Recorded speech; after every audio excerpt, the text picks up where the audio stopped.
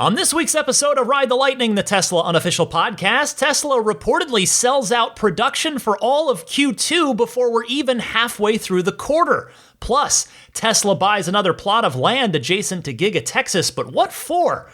Also, we've got a new update on the City Streets full self-driving Beta 9 timing from Elon Musk, and more.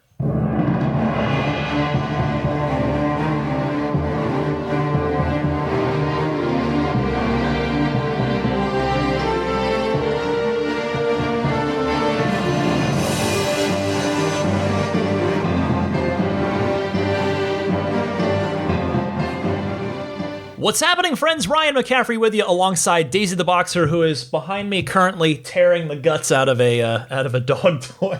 She does from time to time. Welcome to Ride the Lightning, your weekly Tesla unofficial podcast. This is episode 302 for May 16th, 2021. And I want to start with Elon Musk on Saturday Night Live. Some of you may have already watched it. As I said last week, this is a Tesla podcast and not an Elon Musk podcast specifically, but how often does the CEO of your favorite car company host Saturday Night Live? I would imagine that this is the first time that anyone can ever say that. So I thought I should at least just play you one clip. Now, I wasn't sure if I was going to watch it live myself or maybe just catch the sketches on YouTube later, but I did end up watching it as it aired last Saturday night. And honestly, I'll be honest with you, I thought he did okay for somebody who is not a trained performer, not a trained actor, not a trained comedian. And I'll tell you, that is a really unique bucket list item that he can now check off that not a lot of people can also claim. So with that, here is his opening monologue. It's 5 minutes long, so if you either heard it already or you're not interested, just skip ahead 5 minutes. It's an honor to be hosting Saturday Night Live. I mean that. Sometimes after I say something, I have to say, I mean that. So people really know that I mean it. That's because I don't always have a lot of intonation or variation in how I speak, which I'm told makes for great comedy. I'm actually making history tonight as the first person with Asperger's to host SNL.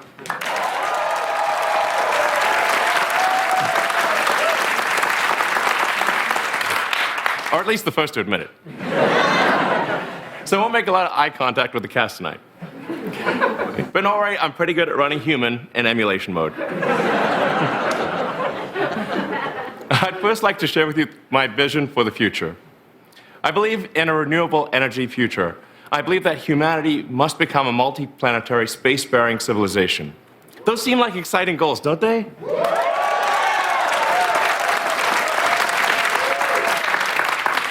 Now, I think if I just posted that on Twitter, I'd be fine.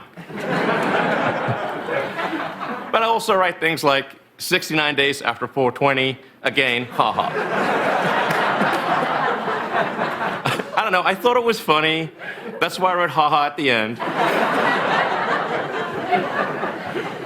Look, I know I sometimes say or post strange things, but that's just how my brain works. To anyone I've offended, I just want to say, I reinvented electric cars, and I'm sending people to Mars in a rocket ship.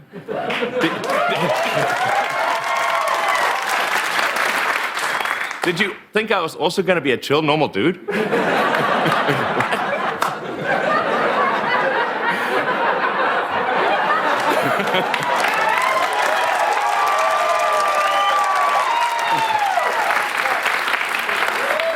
Now, a lot of times, people are reduced to the dumbest thing they ever did. Like one time, I smoked weed on Joe Rogan's podcast. And now, all the time I hear, Elon Musk, all he ever does is smoke weed on podcasts. Like I go from podcast to podcast, lighting up joints. It happened once. It's like reducing O.J. Simpson to murderer. That was one time. Fun fact, O.J. also hosted this show in '79. And again, in '96, killed both times.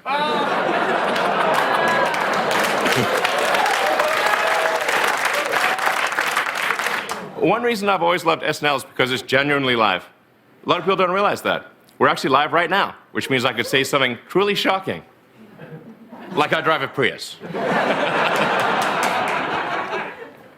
SNL is also a great way to learn something new about the host. For example, this is my son's name. It's pronounced cat running across the keyboard.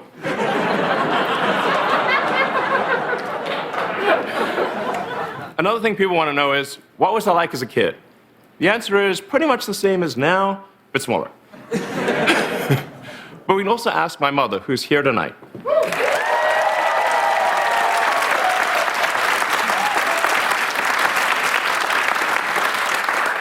Her name is May, like the month, but with an E at the end.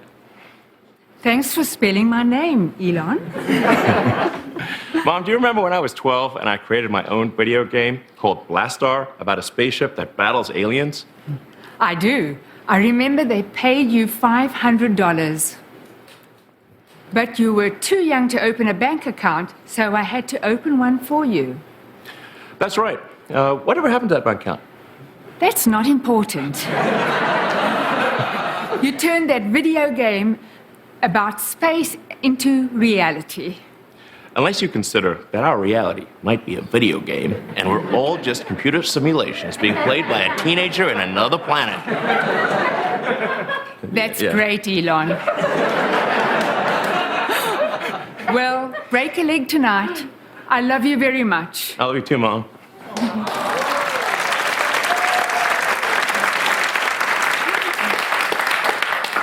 And I'm excited for my Mother's Day gift. I just hope it's not Dogecoin. It is. It sure is. We've got a great show for you tonight. Miley Cyrus is here. So stick around, we'll be right back.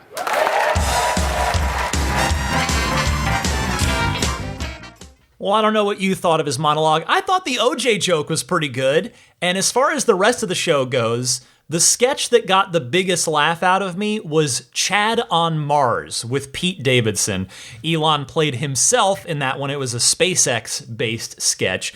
So if you want to go check that one at least out for yourself, if not any of the other ones, look up youtube.com/SNL. Also, I want to mention, I am glad I did end up watching this as it aired because I got to see a couple of interesting commercials that aired during Saturday Night Live that is almost certainly not a coincidence. In the very first commercial block, there was an ad for the Lucid Air.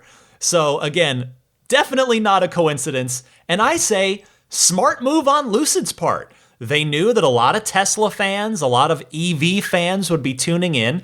So that one, as a startup car company, that was Lucid's best chance to get a lot of target demographic eyeballs at one time. So I thought that was funny. That made me smile. And then in the second commercial block, it kept going.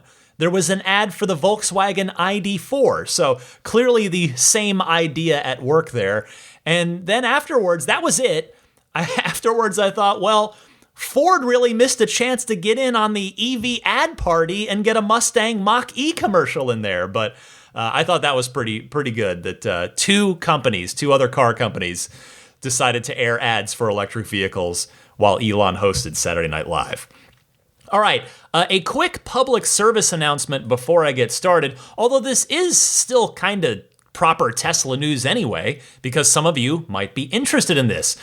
Just as the Cybertruck was on display not too long ago at the Peterson Automotive Museum in Los Angeles, so too will the next-gen Roadster prototype be on display there from May 19th to June 2nd. As Peterson writes on their website, the Tesla Roadster is coming to the Peterson Automotive Museum for 2 weeks. Be one of the first to see the new Roadster alongside the original vehicle for this limited exhibition. We'll be open 7 days a week with after-hours viewing opportunities for a more intimate experience. They're referring there, they're going to have one of the original Roadsters there as well. Now, if anybody wants to meet down there, I'm going. This is one of those things where it's not too far away from me. It's just a couple of supercharger stops away. And it's one of those activities, now that I'm fully vaccinated, I feel comfortable driving down and doing this. So I went to book tickets online, and Saturday, May 22nd was my original target. That sold out right away. Apparently everybody had the same thought, get that first Saturday, because it's actually only there for 2 weekends, and then obviously a bunch of weekdays. But so I grabbed May 23rd. I'm going to do the museum in the afternoon because you have to book time slots for it. You have to buy tickets in certain windows. So May 23rd in the afternoon, I'm going to go and tour the museum and the vault. And then I'm doing the after hours, quote unquote, intimate experience with the Roadster right after at 6 p.m. So right in that first block on May 23rd for the after hours. So if any of you would like to meet me there, I would be more than happy to say hello and experience that with you. I've actually never been to the Peterson, and I've wanted to go for years.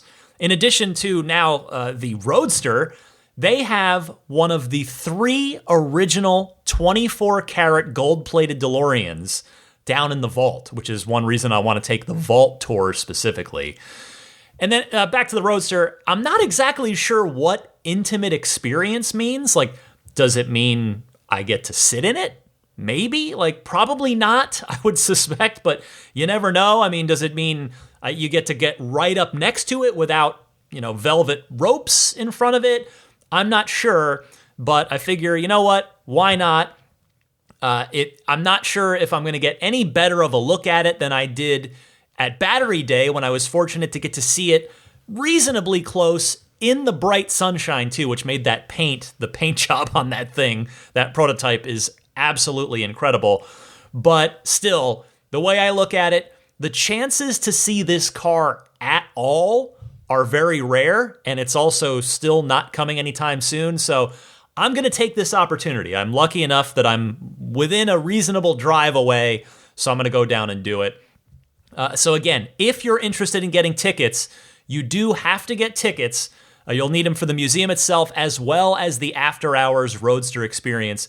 So to get tickets, go to peterson.org/Tesla. And Peterson is spelled, there are no O's in it. It's Petersen. Peterson.org/Tesla.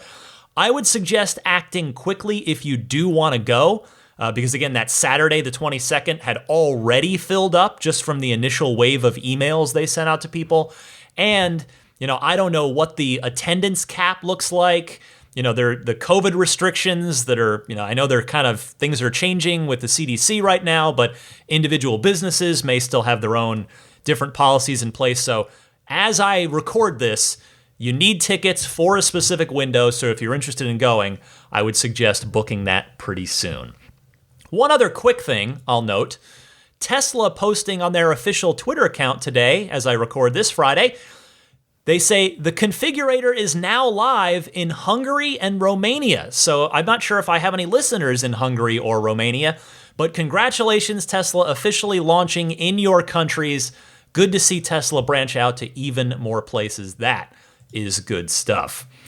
All right, next up this week, Tesla recently purchased another plot of land to the east of the Giga Texas facility that the company is currently working on building up. And that project is known as Bobcat Project, which is a really cool sounding name. Teslarati writing, according to documents from the Austin, Texas public database, Tesla has purchased another plot of land that is 150.21 acres in size and measures to be over 6.5 million square feet. It was purchased by the Colorado River Project, Tesla's subsidiary in Texas, that also purchased the land under the same name for what eventually became known as the Giga Texas facility. Sources in Texas told Teslarati that the property sits directly to the east of the main Giga Texas property, so it's almost directly connected to Tesla's main vehicle production operation. Currently, there are no plans in place, nor is there any confirmation from Tesla regarding what the facility could be used for. Well, the most obvious use case here would be a battery production facility, at least in my opinion. We already know from Battery Day that Tesla's going to need as many of those as they can possibly get, as many battery cells and as many factories and facilities producing those 4680 battery cells. And it would make a ton of sense to have a battery production facility in Texas because they're going to be building the Cybertruck there, the Model Y there, and possibly the Tesla Semi there as well, all of which are powered by the new 4680 battery cells. So having battery production on site would certainly simplify and speed up logistics and naturally cut down on shipping costs from having to bring those battery cells in from somewhere else. Now, there are a couple of other possibilities worth mentioning, to be clear. I believe the 4680 battery production is the most obvious and the most likely, but it could be for new vehicle production. Possibly the Tesla Semi, as I was mentioning a moment ago. Maybe Tesla will decide, okay, let's use this new building for the, fairly large Tesla Semi truck. That thing is not small. And then at the opposite end of the size spectrum, you have what will be the smallest production Tesla. There is the Roadster. Maybe they're going to build the Roadster there. Now, Tesla has previously stated that the Roadster is going to be built in Fremont, but with Fremont pretty maxed out, it is possible that the company might shift the Roadster duties to Texas, where they've got a lot more space to play with.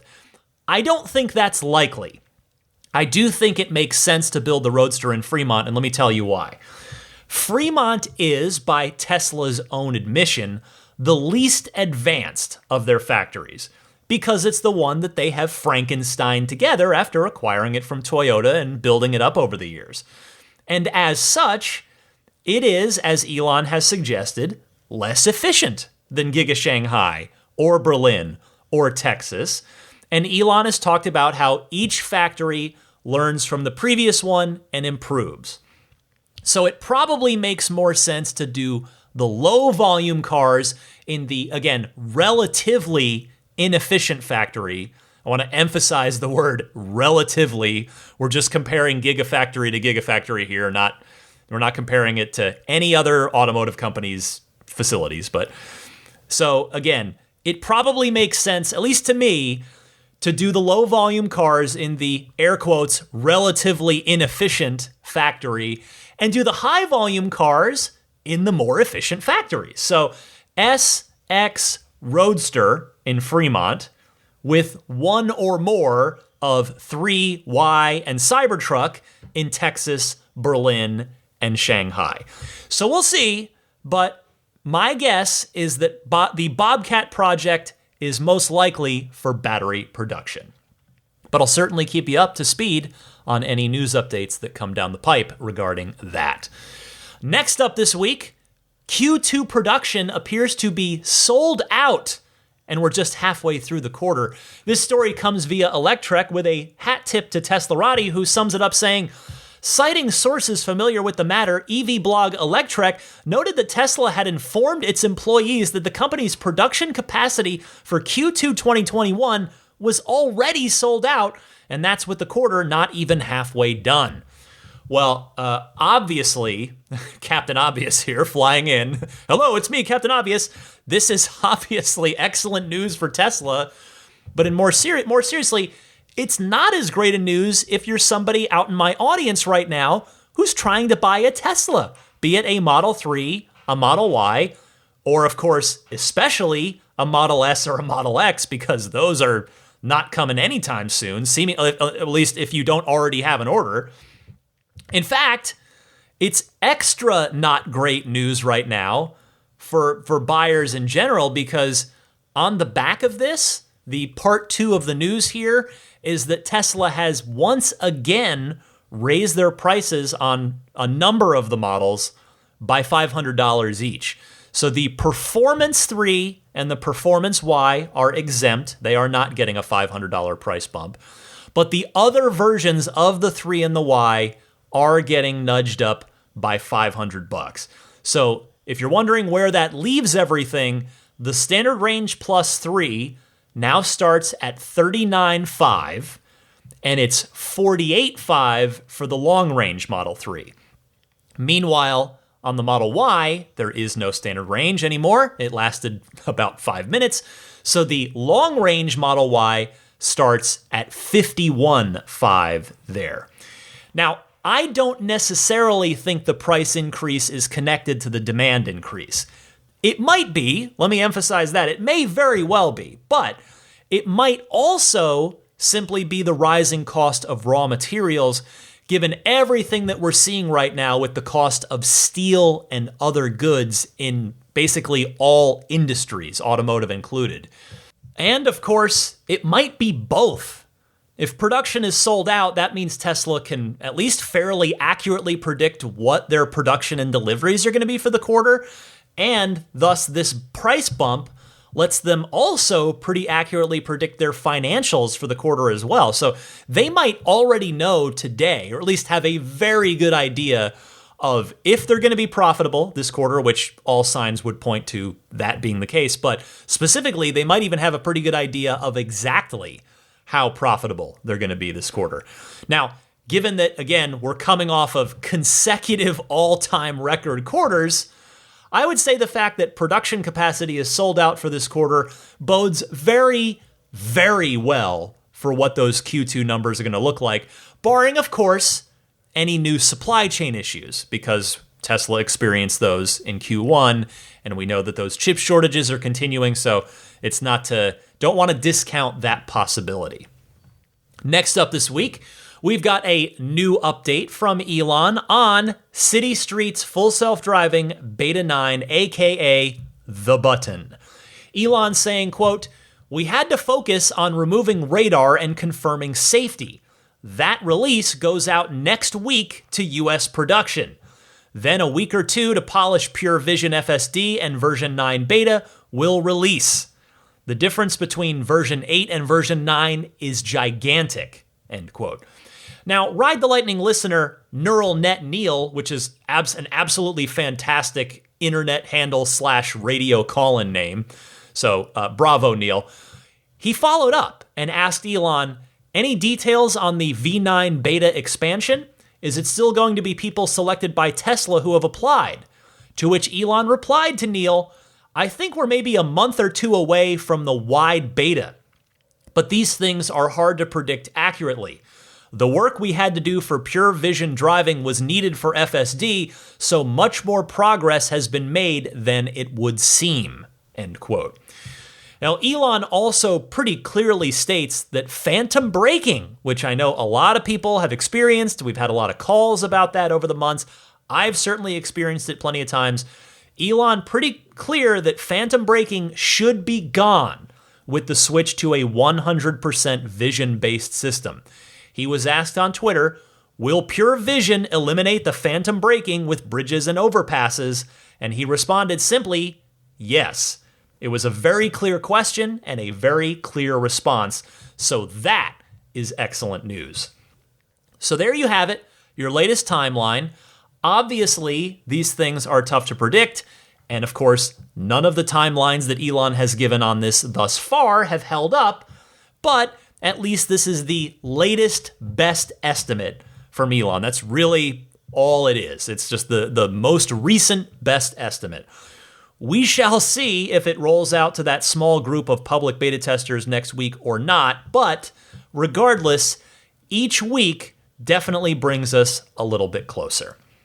Oh, and by the way, for my European listeners out there, Elon says that Smart Summon should be coming at, quote, end of the year, along with FSD, provided we get regulatory approval. Smart Summon is just a subset of FSD, end quote.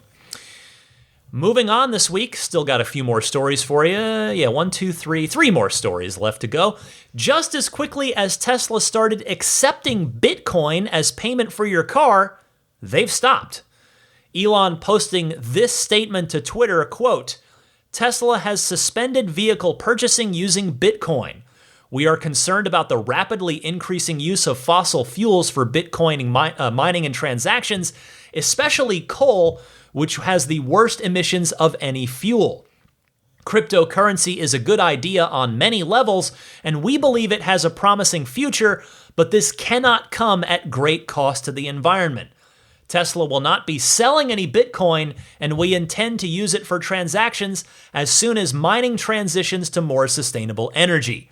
We are also looking at other cryptocurrencies that use less than 1% of Bitcoin's energy per transaction," end quote. Well, if somebody out there purchased your Tesla using Bitcoin, then congratulations, because you are in a very small and pretty exclusive club of people that can say that they've ever done that for any car since, again, Tesla, as far as I know, was and is the only car company to have ever done it, at least up to date. I have to confess on this, I think I've said this before, but I know very, very little about Bitcoin in general, and particularly about how the Bitcoin mining works. But from what little I do know, this move on Tesla's part does seem to make a lot of sense.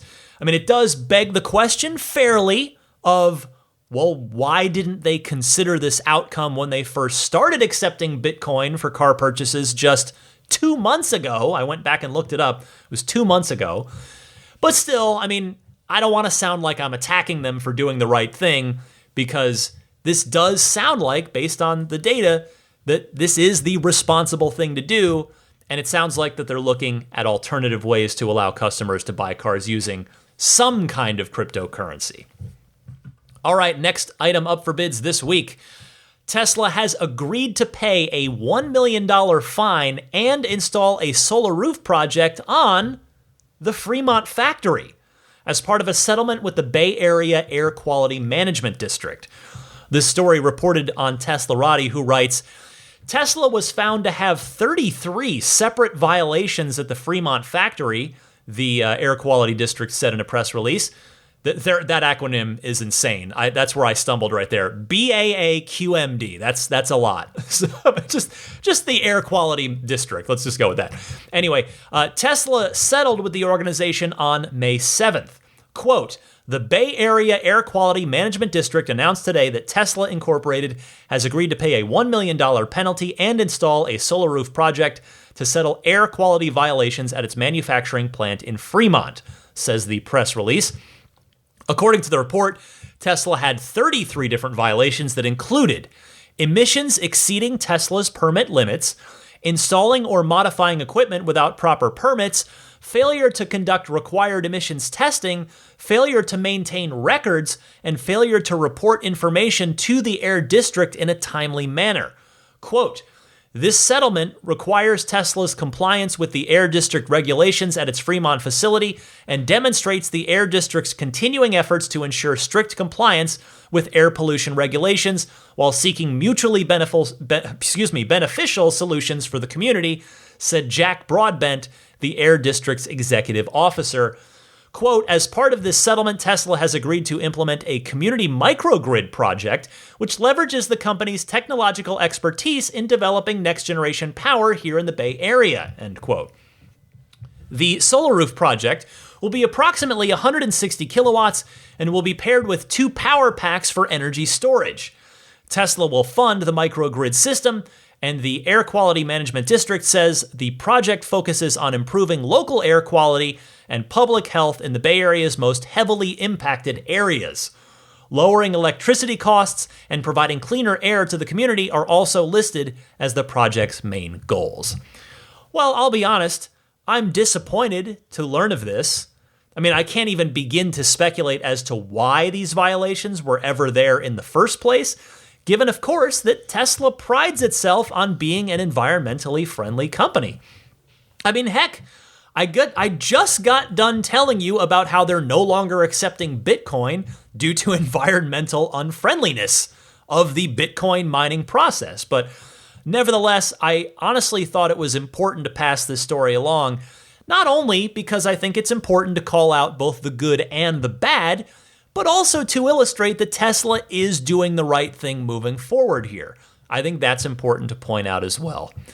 And I would imagine, by the way, that the new Gigafactories are going to be powered by more renewables right from day one. We do know that Gigafactory Nevada has a bunch of solar panels on its roof now, and that Tesla has continued to add more and more of them to the Giga Nevada roof over the years. So good on Tesla for accepting their fine, accepting their punishment, and moving forward towards a long-term solution on this.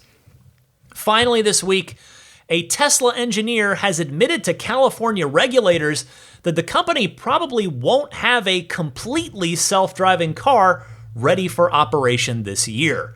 This story comes via CNET Roadshow, and I want to thank listener Gary Eves for sending this in as well. And the CNET Roadshow writes, that's despite CEO Elon Musk saying during a January earnings call that the company was highly confident it would achieve full autonomy in 2021. The admission comes from a document of exchanges dated May 6th between the California Department of Motor Vehicles and CJ Moore, an autopilot engineer working for Tesla, released via the legal transparency group Plainsight. Quote, Tesla indicated that Elon is extrapolating on the rates of improvement when speaking about level 5 capabilities, said part of the memo from the DMV. Tesla couldn't say if the rate of improvement would make it to level 5 by the end of the calendar year. Now, naturally, this got picked up by a lot of the fudsters and made a very big deal out of, but let's take a more rational look at this, shall we? I think there are two ways that you could look at this. One, you could take this at face value, and by the way, note that Mr. Moore did say Tesla couldn't say if the rate of improvement would make it to level 5 by the end of the calendar year. They're not saying they definitely won't. They're just saying they might not. I mean, really, it's no different than Elon previously saying they might get a few Cybertrucks out this year. He's not saying they will, but he's leaving the door open for either possibility.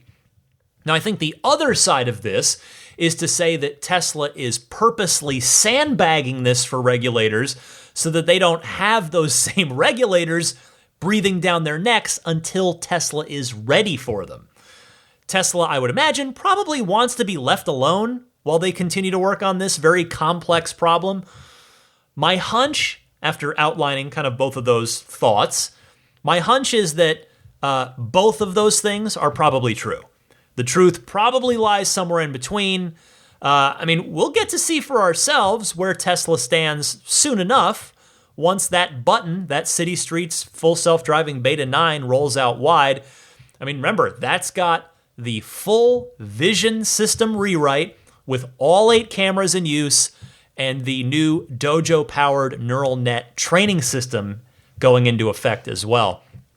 In theory, it should be a pretty big step forward from where we are now, and also should give us an idea of where Tesla might go over the second half of the year once this button rolls out. Now, we're already in May, so again, here's hoping that button does roll out soon. And, while we're at it, hopefully the full self-driving subscription option rolls out soon too, because supposedly that was due out sometime this month as well. So plenty of things to keep an eye on. All right, that's everything I've got for you in the ever-busy world of Tesla news, but stick with me because I've got a bunch of your excellent Ride the Lightning hotline questions, comments, and discussion topics coming up right after this. This is Steve Downs, the voice of Master Chief Sierra 117.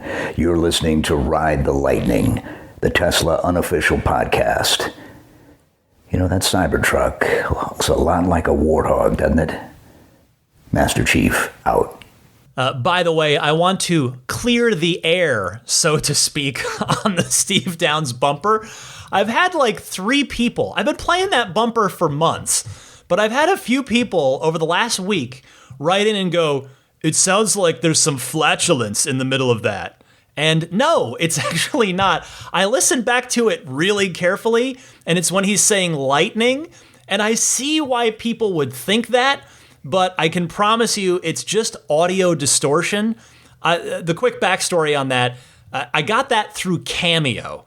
Steve Downs was on Cameo last year, sometime over the summer, and it was all the proceeds of if you got a Cameo from him, everything was going to, I believe it was COVID relief charity. So I thought, you know what? This is perfect. I can get this for Ride the Lightning. And actually, I bought 2. I got another one for Podcast Unlocked, my Xbox show at IGN. And so, he just records them and then you just get sent a file. And so the MP3 that I got sent, it just sadly wasn't the highest quality, like bit rate wise and all that. And there's just, there's some audio distortion in there, but I promise you that there is no flatulence in the Steve Downs clip. So let me just put that to rest right now. All right. There's no way to segue past that. So the Ride the Lightning hotline is your time to shine. Your questions, your comments, your discussion topics. I welcome you. I invite you to participate because I love this part of the podcast. I love getting all the different voices and perspectives and questions and comments in here. So if you have a Tesla comment, Tesla question that you'd like to send in, you can do so in one of two easy ways. Either use your smartphone's built-in voice recording software, record that question. Please try to keep it to 90 seconds or less so that I can get through as many each week as possible. And email that file to me at teslapodcast@gmail.com. Alternatively, you can just call in and leave a message on the Ride the Lightning hotline anytime, day or night, doesn't matter. The toll-free number to dial is 1-888-989-8752. Again, that's 1-888-989-TSLA. And hey, if you know someone special with an upcoming birthday, anniversary, graduation, or some other special occasion, you can give them a unique gift of recorded voices from friends and family telling them why they're special. The recordings can be podcasted or put onto a keepsake. Visit lifeonrecord.com to learn more. Let's kick it off with Bill in San Antonio. Hey, Ryan. This is Bill from San Antonio, Texas, and I have a question about the new 4680 cells. Elon says that they're not quite good enough for the cars yet, but I wonder if they're using them for their other products like Powerwalls, Megapacks, and such. I'm a little surprised we aren't hearing anything about that since they appear to have been making them for a while. Thanks for keeping up with all this for us. It can be really overwhelming, and I'll talk to you later. Bye. Bill, thank you very much for your call. Well, you ask a good question. My strong hunch is that they're not using them in any consumer-facing products as of yet. They're being made for the cars, not Powerwalls, at least for a while. And if they're not viable in some way, be it long-term reliability, targeted energy density, or whatever, they're not going to put them in consumers' hands. I suspect they're just doing a lot of testing with them.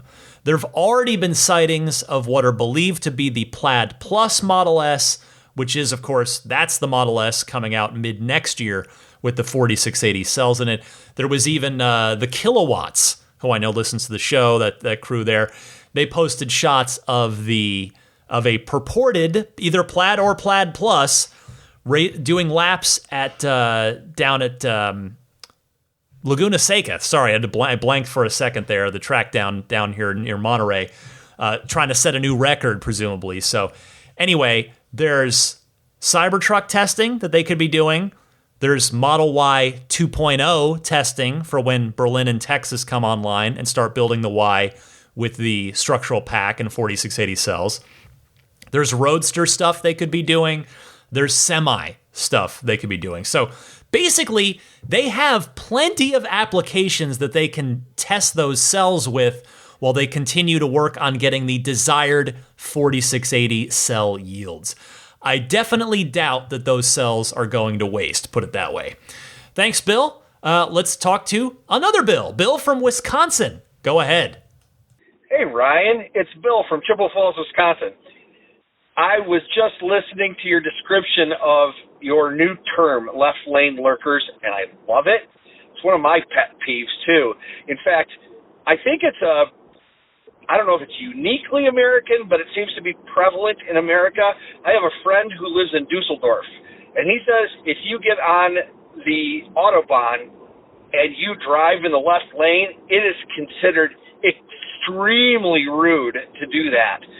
Now, obviously, when you're driving on a road where you can go, 130 miles an hour, you definitely if there's only two lanes, you don't want to be sitting in that left lane if there's going to be somebody in their Roadster that wants to blow past you. You don't want to be blocking their way. But I agree with you. It's something that we as American drivers need to get used to and be religious about. In fact, I've taken it so much to heart. If I'm in the left lane for more than 30 seconds, I start to feel guilty when I see people coming up behind me, and I'll accelerate just to get around whoever I'm passing so as not to impede the flow of traffic. So anyhow, I felt ya, and I wanted to share. Have a great one.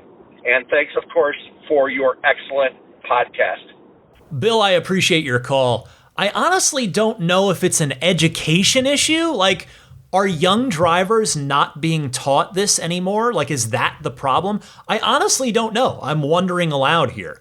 But it's funny that you bring up your friend from Dusseldorf, because you reminded me of a memory that I haven't thought about in years, and I am grateful to you for that because it is a fond memory. One of the great experiences of my life was when I got to spend a month in Germany back in high school as part of a foreign exchange program through my German language class, which, by the way, I cannot recommend a foreign exchange trip enough. If any of you out there have kids who ever have the opportunity. But anyway, while we were there, my host family, who was based out of Hamburg, one day we drove up to the North Sea. And obviously we took the Autobahn to get there. And even as a 15-year-old kid on this trip, and someone, I know I didn't have my driver's license, I was not a driver yet myself, even I was shocked at how much everybody in Germany on the Autobahn abided by the drive on the right, pass on the left rule. It was so starkly obvious there. Like, nobody, you'd never see anybody be just driving in the left lane, period. It was just such a contrast from what I had seen in my life in the United States up to that point. So yeah, all I'll say is when my daughter reaches driving age, I definitely plan to instruct her on the proper way to drive on the interstate. Bill, thank you very much for your call. Heading out next to Damon in Northbrook, Illinois. Hey, Ryan, Damon out of Northbrook, Illinois again. Just want to do a little PSA here for what I think is an overlooked feature or misunderstood feature in newer Teslas. That's specifically the electronically controlled vents through a touchscreen. My wife and I are always in this constant tug of war in our X where she likes all the air off of her. I like it all on me. So every time we're getting in and out of the car, we're constantly adjusting the vents. And it's 30 seconds here and there that adds up over time, but it's just more or less an annoyance. I never feel like I have the air right where I want it. When we go in and out of our 3, it's just with our profile, it's always where you want it. The other part of it is that when you do have to adjust the air in the X, I have to lean over and point the vents where I want them and guess that it's where I want it because my hand is blocking the air. So I have to drop my hand, sit back, say, is that where I want it? And then I lean forward again and adjust. And it's just a pain. I think car reviewers, because they're going in and out of so many cars so frequently that they, say they want this manual control for their vents because it's just easier for them in and out of multiple cars, but they're not having the car for the duration of time where they have to share it with the spouse or someone else. And it's just they're missing out on this feature. So I just wanted to put that out there.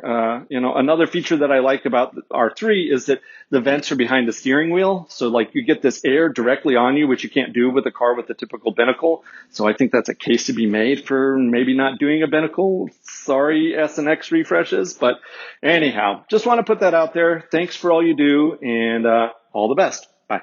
Thanks as always for your call, Damon. Yeah, the Blade, quote-unquote Blade HVAC system is really, really great. And I do feel like it's an overlooked feature in the car when reviewers, or really even owners, talk about it. It looks great. It remembers how you like your air, as you mentioned. And it has a really sleek, minimalist profile in the dash. And if you've been listening for a while, and I know you have, you know that I personally love minimalist design. So I am very glad that the S and the X are finally getting it, and I suspect every Tesla from here on out is going to utilize it. And I also guarantee that in the next year or two, some other automaker is going to copy the idea if they haven't already. For all I know, somebody's already doing it. But thanks so much, Damon. Chris in Arizona is up next. Go ahead, Chris.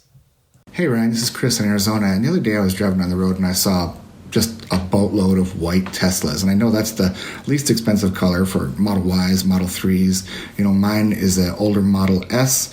And we're driving on the road, we all kind of look the same. And then up comes by us a beautiful baby blue Porsche Taycan. And I thought, wow, wouldn't it be nice if Teslas came in different colors? And I know we have red and blue and metallic and silver and black, but it would be nice to have other colors. And here's my thought, is that, similar to, the sneakerhead craze where they have drops of special shoes and they're only available for a limited time and they sell out right away.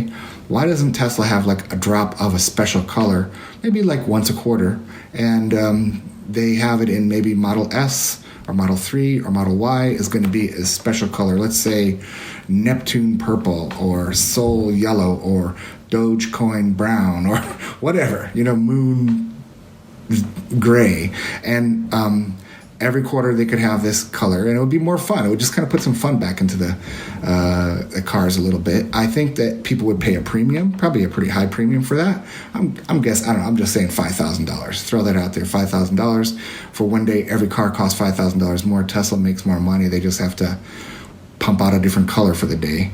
And then, Elon can announce that color at the end of each quarterly call.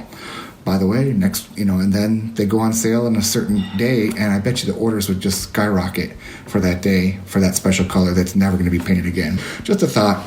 Hey, I kept it close to 90 seconds. All right, talk to you later. Bye. Chris, let me start by saying I absolutely love this idea.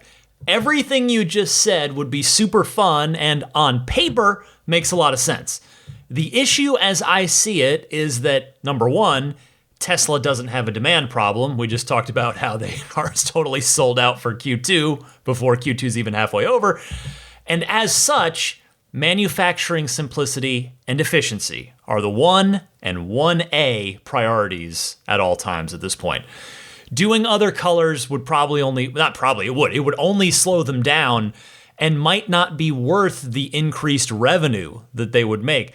I mean, heck, that's almost certainly why we only have 5 pretty plain colors in the first place, and it's been the same 5 colors for years at this point, predating the Model 3, in fact. Also, it does create a bigger hassle for service centers if you suddenly have, a dozen colors that you have to keep track of and service rather than just a handful. Again, I don't want you to think I'm dismissing your idea or taking Tesla's side. I'm just trying to look at it from how Elon would probably answer your question if he was sitting here on the podcast right now. I would be thrilled for them to do this, and I love the analogy that you made to rare sneaker drops. The good news is that Elon has hinted at new colors as the new paint shops come online in Berlin and presumably Texas as well. Because as I said, we're now on, I had to look this up, we're now going on 8 years with this current batch of colors, with the exception of Midnight Silver Metallic, which is only, and I'm using some serious air quotes here, 6 or 7 years old. It replaced the original Dolphin Gray, which I actually quite liked. And then there was, there have been 1 or 2 colors that have come and gone quickly. I mean, there was green and brown on the S in the beginning, and then there was Titanium Silver Metallic that the S and the X had, which didn't last too long. But anyway, Chris, thank you so much for your call. Graham from South Australia is up next. Welcome, Graham. Hi, Ryan. This is Graham from South Australia. I love listening to your podcast and want to thank you for everything you do for the Tesla community. My question is regarding the recent notification that they're going to drop radar and just go with pure vision sensors for the autopilot and so forth. I was wondering if you or anyone else has ever heard of whether they've considered or thinking about using infrared as well. And the reason I mainly think about that is because here in Australia, we have a real problem when we're driving out in the country at night time that kangaroos like to hide behind bushes and then just jump out at us at just the wrong time.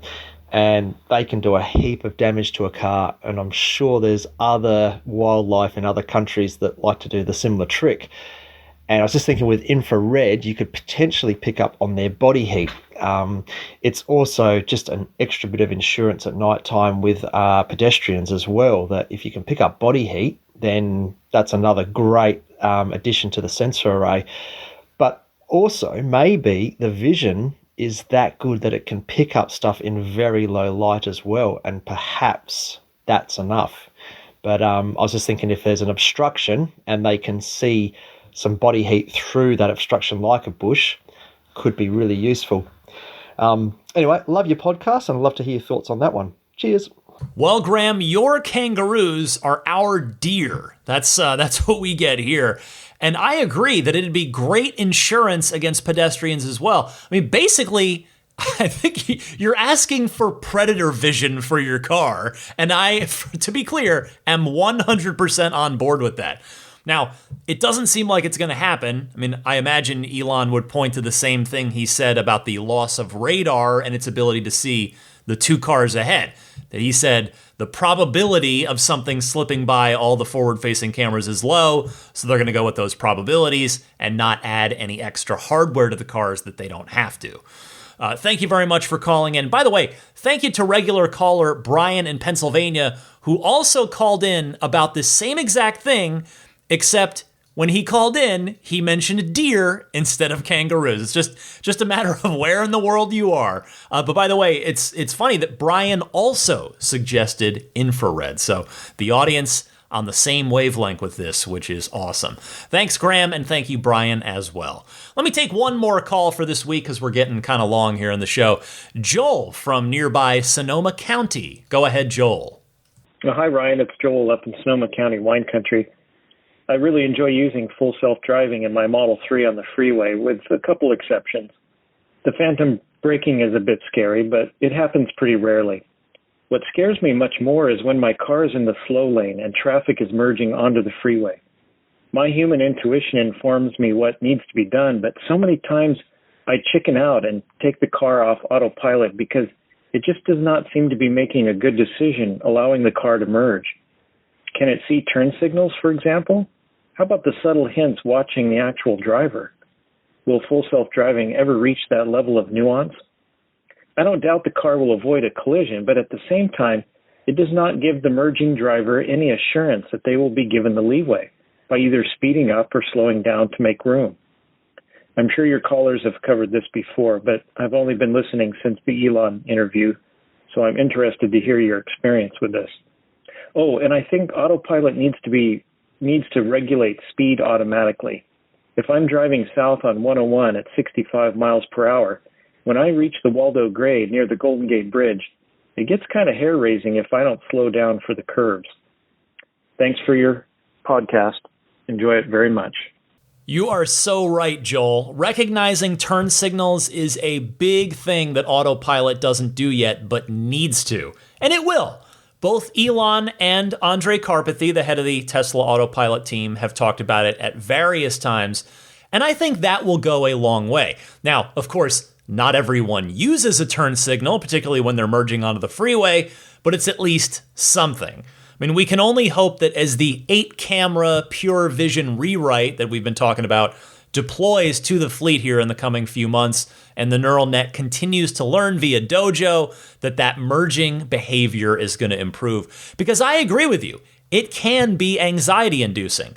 Sometimes it does a great job, and sometimes it doesn't behave like a real person would at all. So thanks so much for your call, Joel. Thank you to everybody who called in. Again, I've got plenty of room for your calls each week. I want to make time for them, so keep them coming. I gave you the 2 ways that you can dial in at the top of this segment, so refer back to that, and I look forward to hearing from all of you, or at least a good number of you. All right, with that, let me take a quick, short little break, and I'll be right back with your pro tip of the week and a bit more right after this.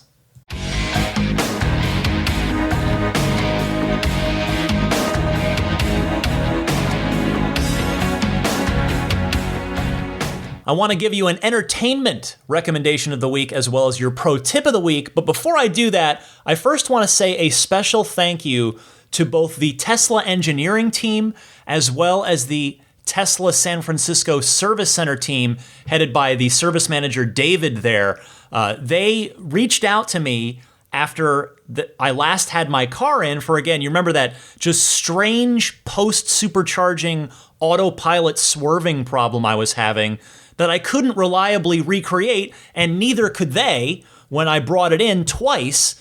Well, they took a deeper look at it, and I got a call, and they were able to, in taking a deeper look, they were able to find some anomalies kind of buried under the surface. I don't know kind of exactly what that means, but they were able to see some things that weren't normal. So they had me bring the car back in, and they replaced my hardware 3 computer, my full self-driving computer. And I've got it back. I just got it back today. They had it for a day, which is, kind of typical of a full self-driving computer upgrade. And so far, I've only barely been able to test it. The real acid test is going to be on my next proper road trip. That's, when I'm really heating the battery up, supercharging, and that'll be next weekend, actually, when I'm going to go down and see the Roadster at the Peterson Museum in LA. So, but regardless, I'm very confident that based on what they told me about, they took a deeper look and they think that replacing the computer will do it.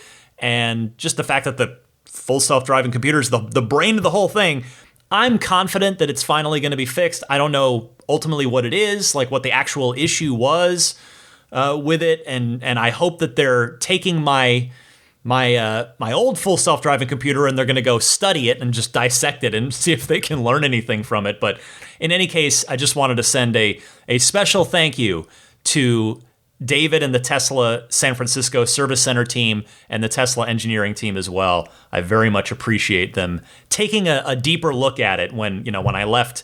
I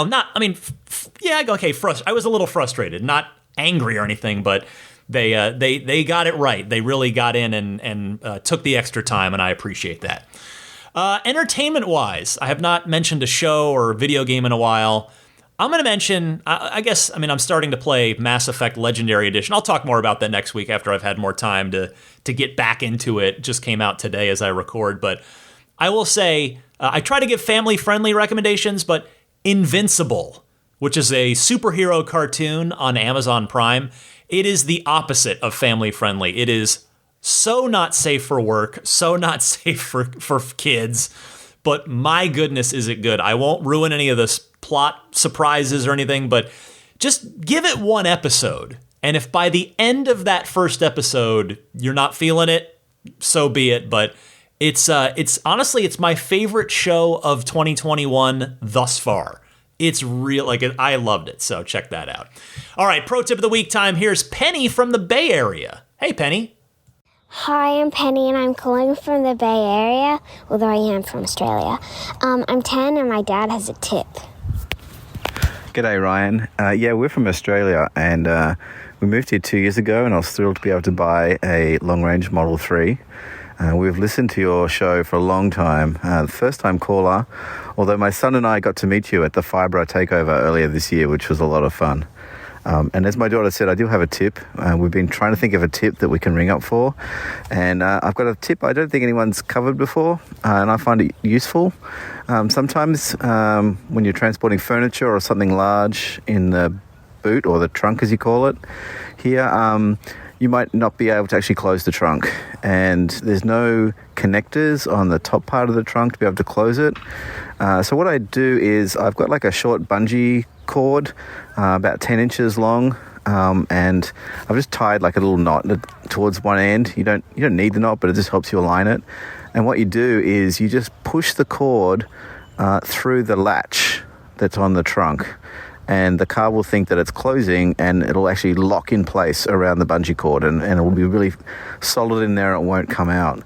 And then you can just hook it onto the connector that's on the bottom part of the trunk that it normally pushes into, and I just put like both hooks at the end of the bungee cord onto that, and it keeps it nice and closed. The car thinks the trunk is closed, and it seems to work really well. And then when you get home or wherever you're going, you just press open trunk, and it will release your bungee cord, and you can unload. So I hope that's a useful tip of the week. We listen every Sunday, my daughter, my son, my wife and I, so we're hoping to hear our tip of the week one time if it's useful. Thanks, Ryan. Bye.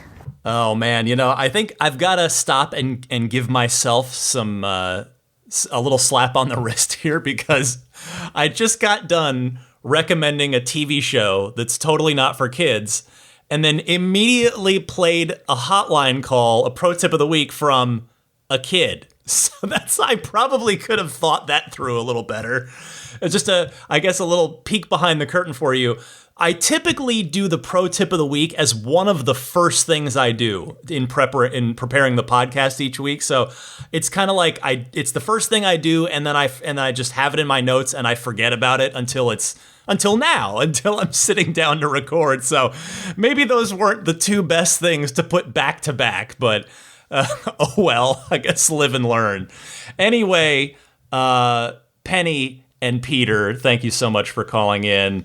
I really appreciate it. And I'll say that is a clever approach for those times when you've got oversized items to transport, which does happen. So all the best to all of you, and I hope to see you at another event soon.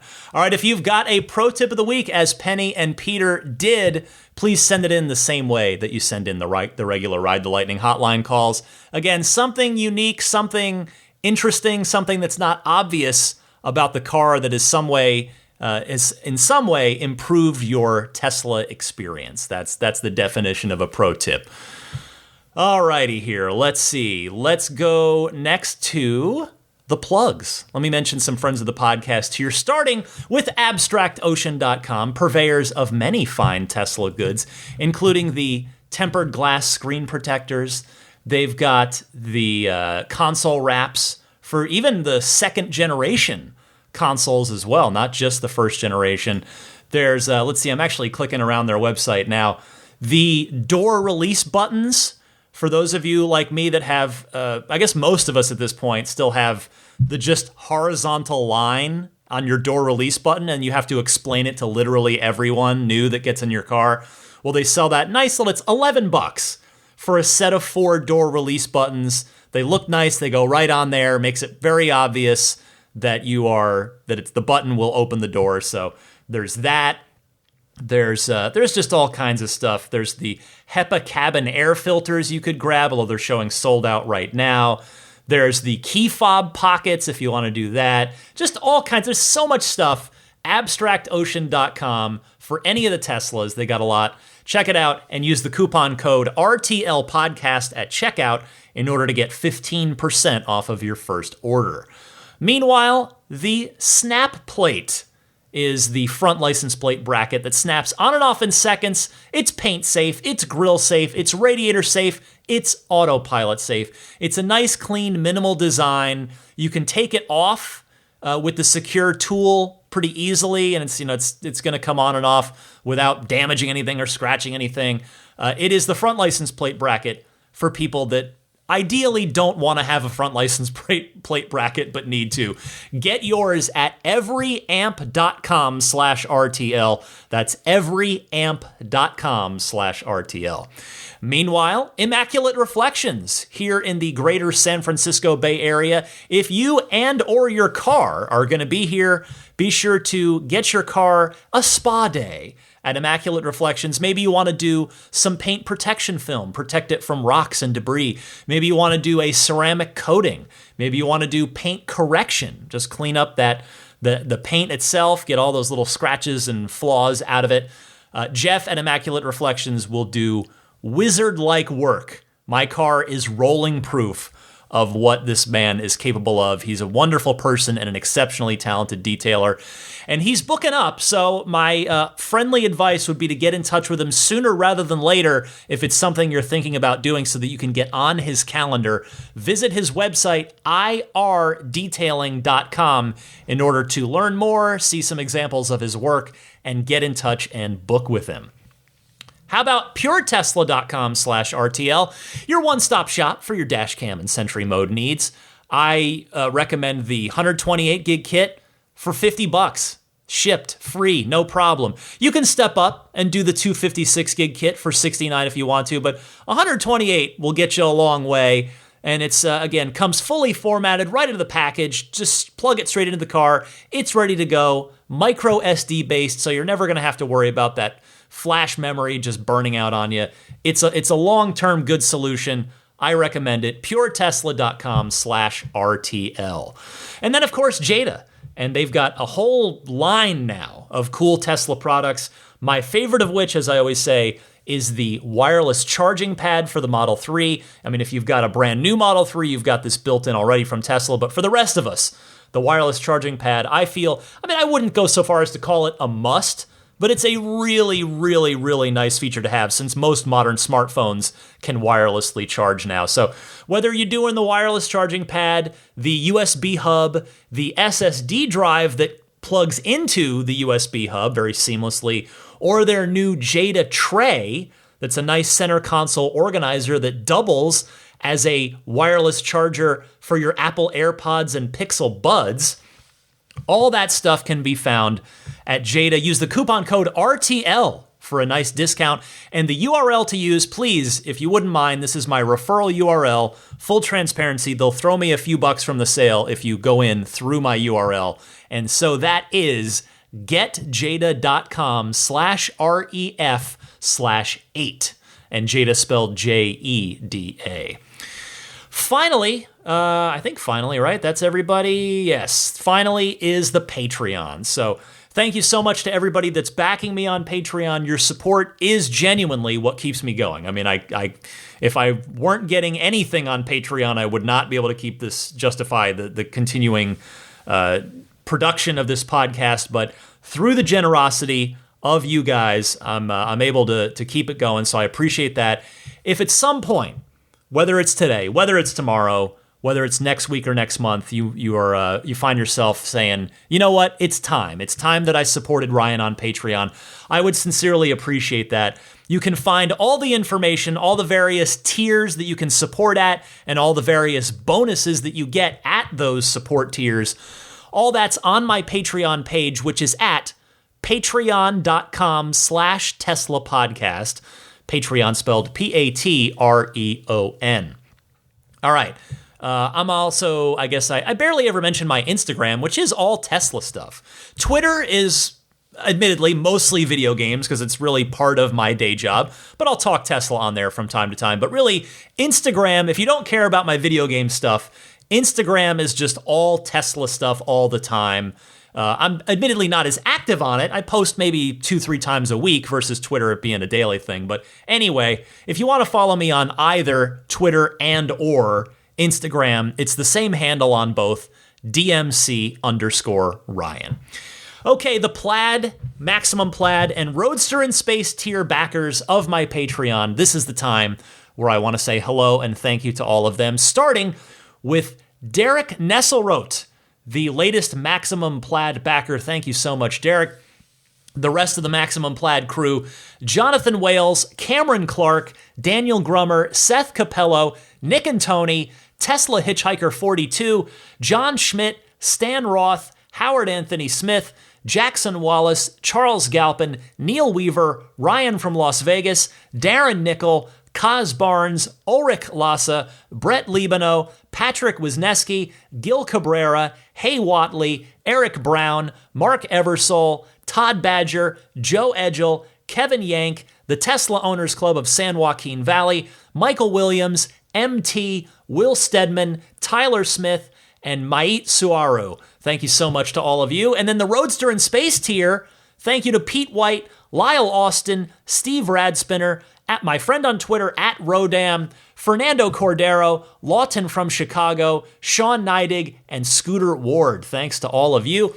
And the Plaid folks, thank you so much. Now, the Plaid folks, some of these, like George Cassiopo, David Brander, Alexi Heft, Logan Willis, Robert Miracle, Jason Chalukas, Tim Hyde, Peter Chalet, Eric Randolph, a lot of these names, Joel Sapp, David Nondahl, Jerry and Mary Smith, have been backing me at the Plaid level for a really long time. And I just want to take a quick extra special shout out to that group that I just mentioned, because all of you have been very generous and very supportive of me for a really long time. And it does not go, it is not unrecognized. I don't take it for granted. I really do appreciate it. So thanks to all of you.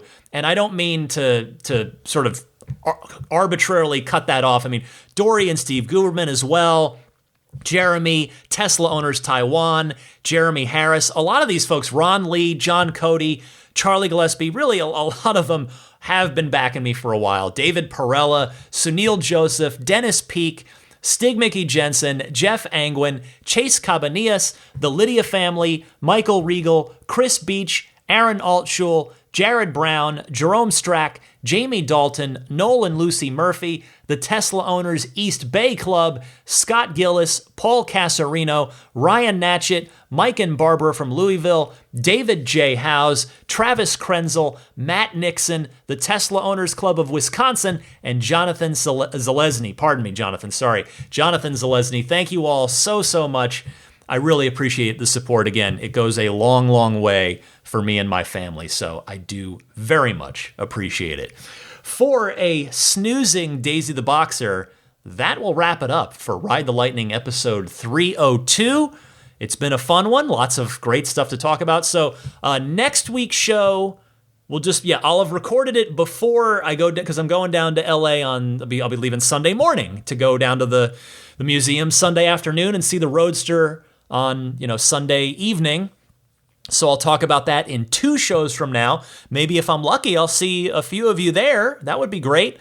But looking forward to that. That'll be a fun, and also, like I said, a good road trip test of my new replacement autopilot computer. But in any case, I look forward to another fun week of Tesla news for next week, which will be a palindrome, 303 next week. So that will, of course, be at the usual time of Friday. Excuse me, Friday. I recorded on Friday. It'll air at the usual time of Sunday at 6 a.m. Pacific, 9 a.m. Eastern. And then Patreon backers at the $5 tier and up can get it basically when they wake up Saturday morning, because typically it gets done very late on Friday night, but late enough that everybody's asleep. So you wake up on Saturday and it's there for you. Anyway, happy electric motoring, my friends, and I will see you next week.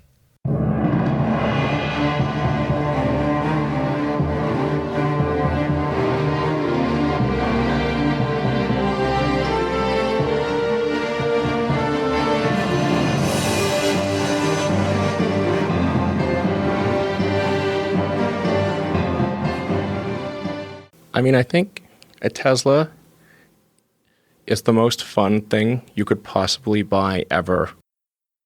That's what it's meant to be. Our goal is to make it's not exactly a car. It's actually a thing to maximize enjoyment. It's maximum fun.